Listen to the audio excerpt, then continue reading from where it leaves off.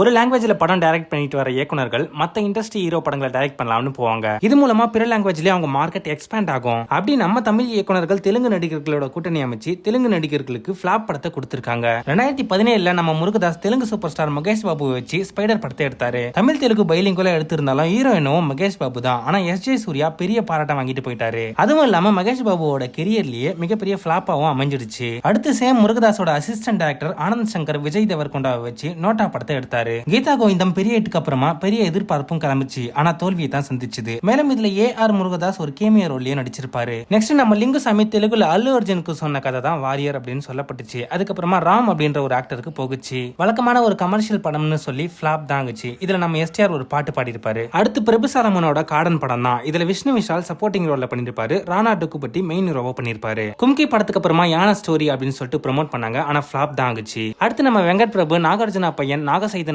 வச்சு எடுத்த கஸ்டடி படம் தான். கைதி படம் மாதிரியே ஒரு மிஷினை முடிக்கிற ஸ்டோரி தான் இந்த கஸ்டடி. நம்ம ஜீவா ஒரு கேமியோ ரோல் எல்லாம் பண்ணிருப்பாரு. இதுவும் படுதோல்வியை சந்திச்சது. அடுத்து நம்ம சங்கர் ராம் சரணை வச்சு எடுத்த கேம் சேஞ்சர் படம் தான். கார்த்திக் சுப்ராஜோட ஸ்டோரி எடுத்துக்கிட்டு சங்கர் தன்னோட கமர்ஷியல் மேக்கிங்க ஆட் பண்ணி எடுத்தாரு. ஆனா சங்கர் ஆல்ரெடி அன்னியன் முதல்வன் இந்தியன் அப்படின்னு சொல்லிட்டு அதிகமான சோசியல் மெசேஜ் படம் எடுத்ததால கேம் சேஞ்சர் படம் பெருசா ஹிட் ஆகல. சில தெலுங்கு இயக்குனர்கள் நம்ம தமிழ் நடிகர்களை வச்சு வாரிசு குபேரா வாத்தி அப்படின்னு சொல்லிட்டு எடுத்தாங்க. ஆனா அதெல்லாம் கொஞ்சம் ஓகே தான் ஆகுச்சு. நம்ம எஸ்கே அண்ணாக்கு மட்டும் ஓகே ஆகிச்சு.